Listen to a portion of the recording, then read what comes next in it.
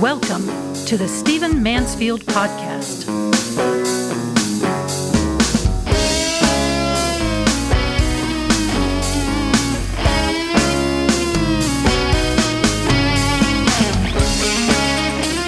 Welcome to the Stephen Mansfield Podcast, where we look at history and our times through the lens of faith, the lens of character, the lens of leadership. Great to have you with me. Hey, I want to dive right in, and I'm going to share with you a story that I feel keenly because it's about a friend of mine. And I'm going to use that story to open up a little bit of a prism on the US Congress, which is, frankly, in America, one of our biggest problems. So I don't want to be a downer today, but I do want to share this story. I want to talk to you about Congressman Mark Green. Congressman Mark Green represents the Tennessee 7th District, which is right here on the edge of Nashville, where I'm sitting. I'm in our studios here in Nashville recording this, and I have known him for a lot of years. I want to tell you a little bit about his story, and I want to tell you about a decision that he has made just recently.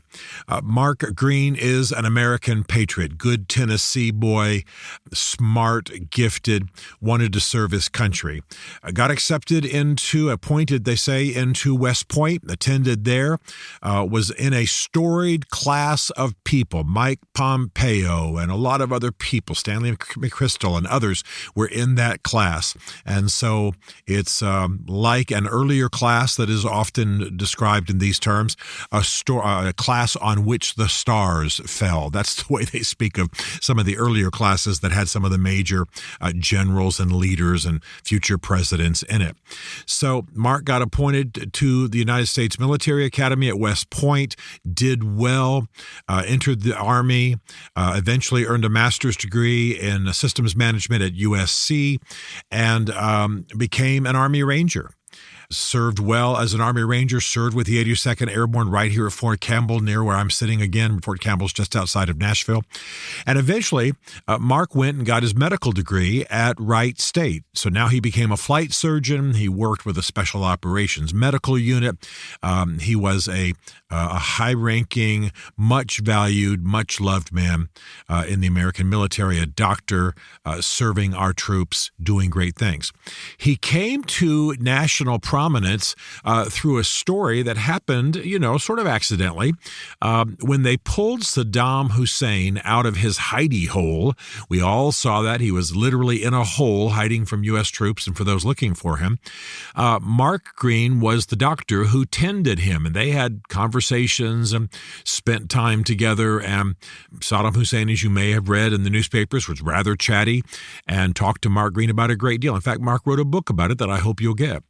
Mark attended him medically, helped him, understood him, talked to him, and they shared time together over a period of time. This brought Mark to a bit of national prominence. Of course, his book helped, and he continued to serve in the military. He got out of the military eventually. He started a medical services company, a management company, very successful. Mark owns a farm just outside of Ashland City, not too far again from where I'm sitting, maybe an hour. And he was doing well, but he decided to run for the U.S. Congress. When Marsha Blackburn left her Congress seat for Tennessee and ran for Senate, Mark ran for her seat and was appointed. You may know that before that, or around this time actually, Donald Trump tried to appoint Mark Green as Secretary of the Army. But a lot of old sermons and old talks that Mark had given in which he held a biblical view on homosexuality surfaced, and there was a lot of opposition. So to relieve Donald Trump of having to have any kind of embarrassment or failed appointment or whatever, even be distracted by the battle, Mark Green withdrew his nomination. So that's how prominent he was. That's how honored he was. That's how respected he was. He has been in Congress for a number of years. He has sat on the Homeland Security Committee. He is a very valued member and has served well, has written books, has worked to build relationships across the aisle. His constant theme is we before me, and that'll give you some sense of what this patriot is about. Now, I'm telling you all this, and I do not work for Mark. I have never been hired by him for anything, so don't be suspicious. Some of you like it when I explain what my relationship is to people that I'm talking about on the air. You just want to know if I'm in their employ. I'm not, nor have I ever been. But we are friends. He's a good man. We've had meals together. I've been on his ranch or on his farm and enjoyed time with him. And what saddens me, and the reason that I'm telling his story now, is that he is leaving the United States Congress. He is not going to run again. And he won't mind me telling you, we had a personal interaction the other day, and he said very clearly, you can't get anything done in this place. You can't get anything done in this place. So here's Mark Green, the very kind of man we want to be in the United States Congress, a West Point grad and a military man and a medical doctor and the founder of his own successful business and a farm owner even and a rural Tennessean. I mean, it's all the things, all the Cincinnatus themes, all the pieces that we love having in the United States Congress. A patriot, a well-spoken man, a reconciler, a team builder, a businessman, a military man, a highly trained soldier. When you're a U.S. Army Ranger, you are highly trained and you are exceptional, et cetera, et cetera. This is who we want in the United States Congress. And he's going to leave. He's announced this already, and I'm sure more announcements will come.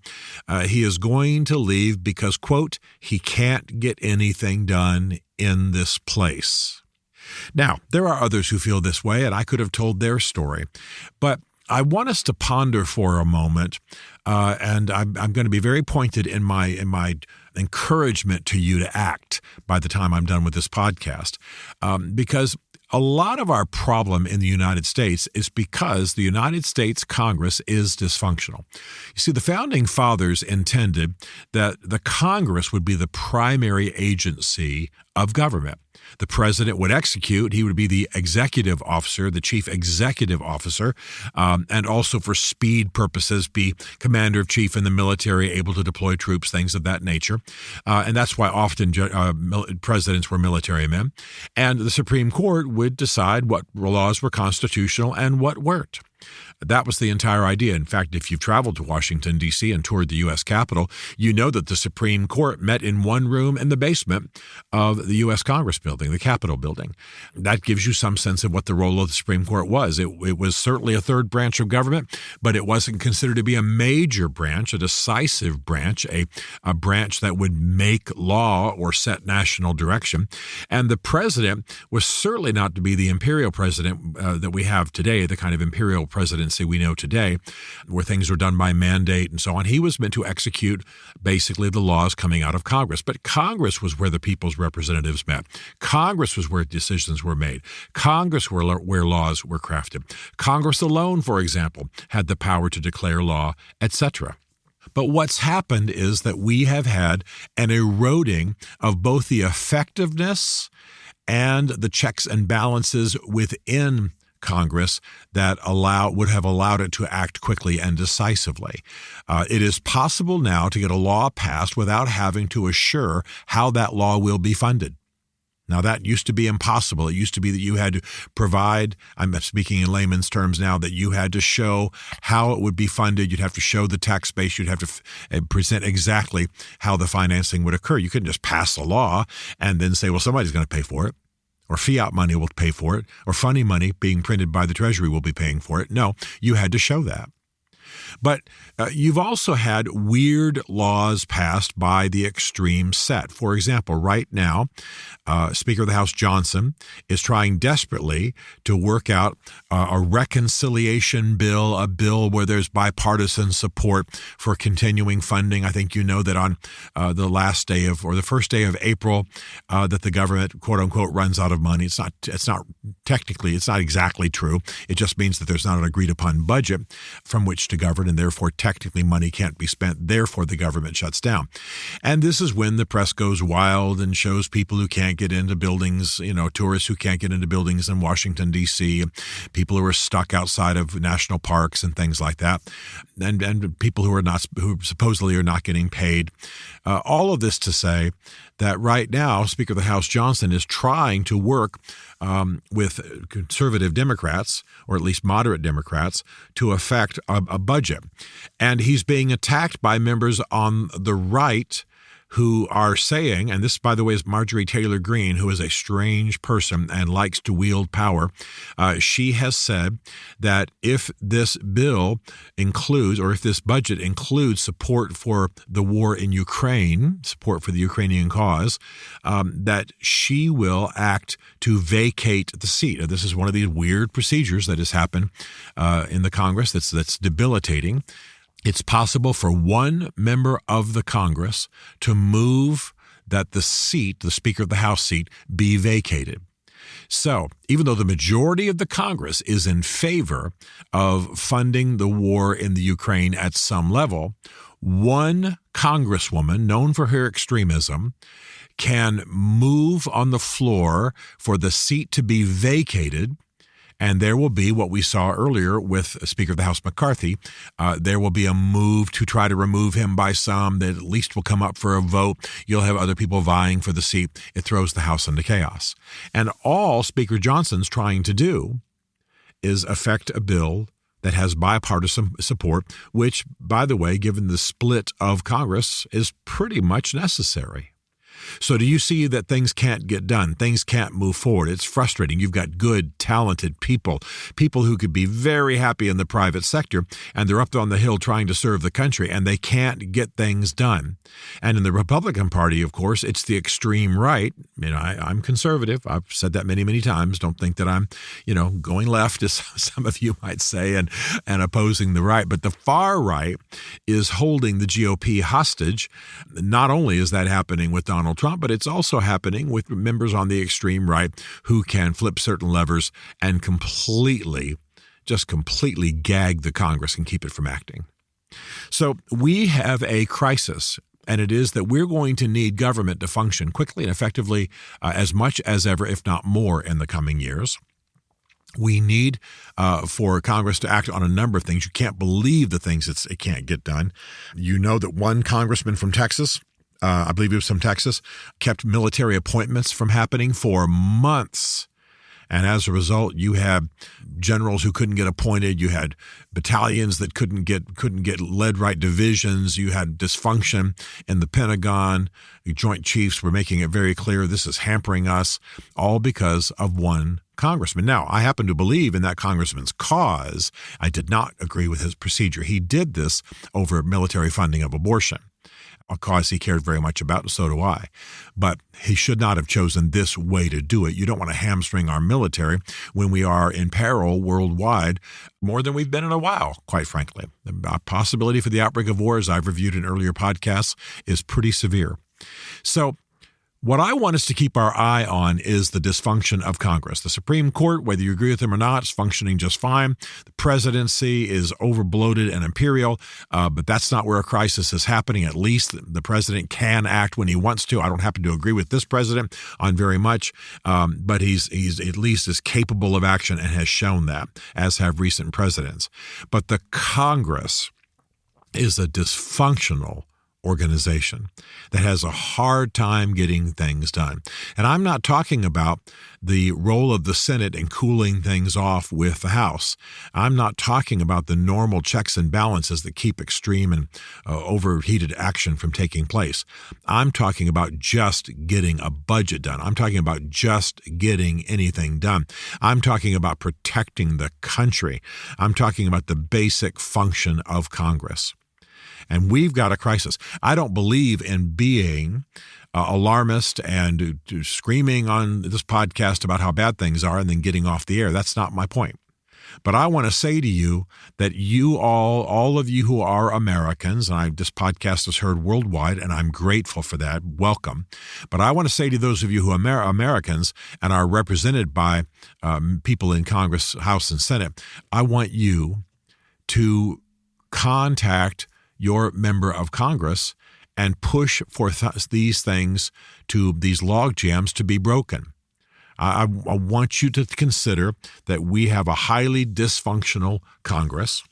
You are represented by a congressman in your district and 2 senators in your state. You might have influence with people outside of your district just by virtue of being in your state. And you need to express your will. You need to bring some heat. You need to help. You need to get informed, know what's going on, and pressure these people to get the job done. We've got a dysfunctional Congress. Most Americans barely understand what Congress does. Most Americans could not describe the way that a law is made. Most Americans, in fact, a statistical majority, don't even know who represents them in their district. And that's part of what allows them to go to D.C., get what Harry Truman called Potomac fever, and forget who they are, forget who sent them, forget what they're there to do, and a crisis has arisen.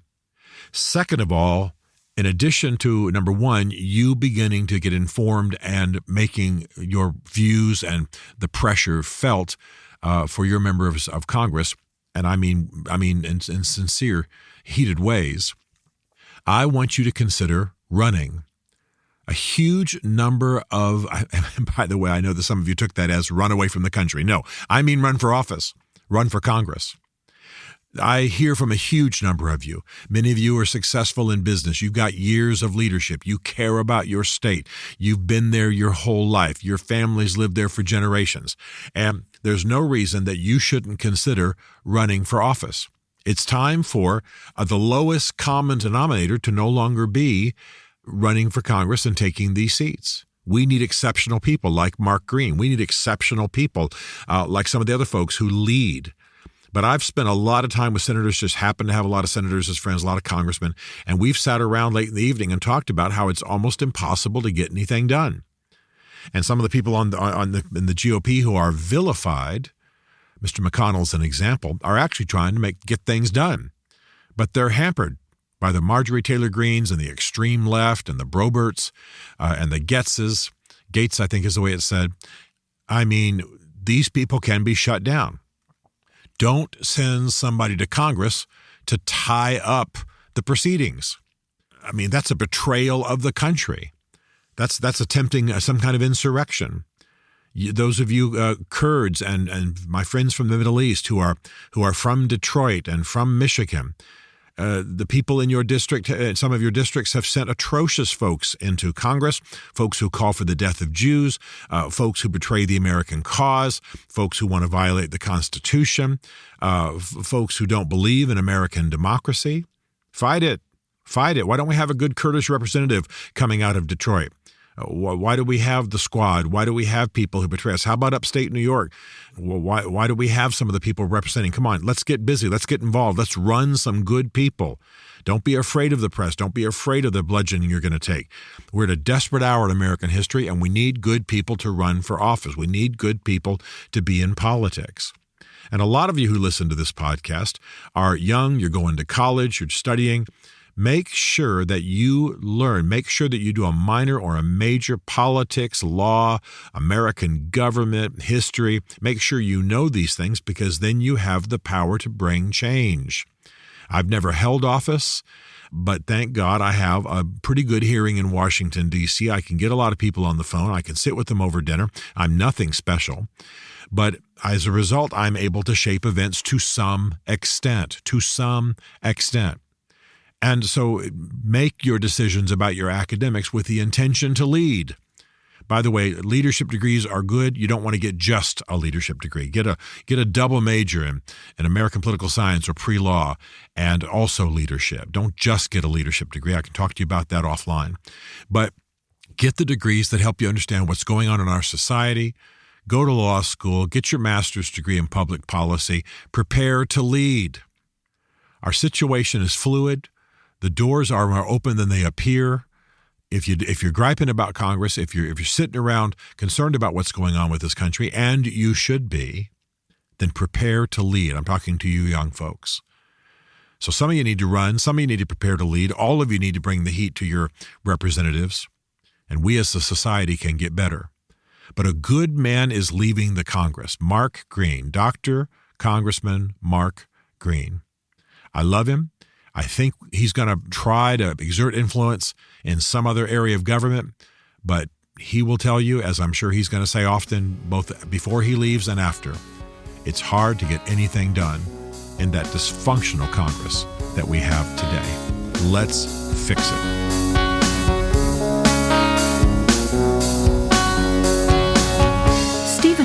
Mansfield is a New York Times best-selling author, a popular global speaker, and senior fellow for public leadership at Palm Beach Atlantic University. His groundbreaking books on faith and society include The Faith of George W. Bush, The Search for God in Guinness, Mansfield's Book of Manly Men, and Lincoln's Battle with God. Learn more at stephenmansfield.tv.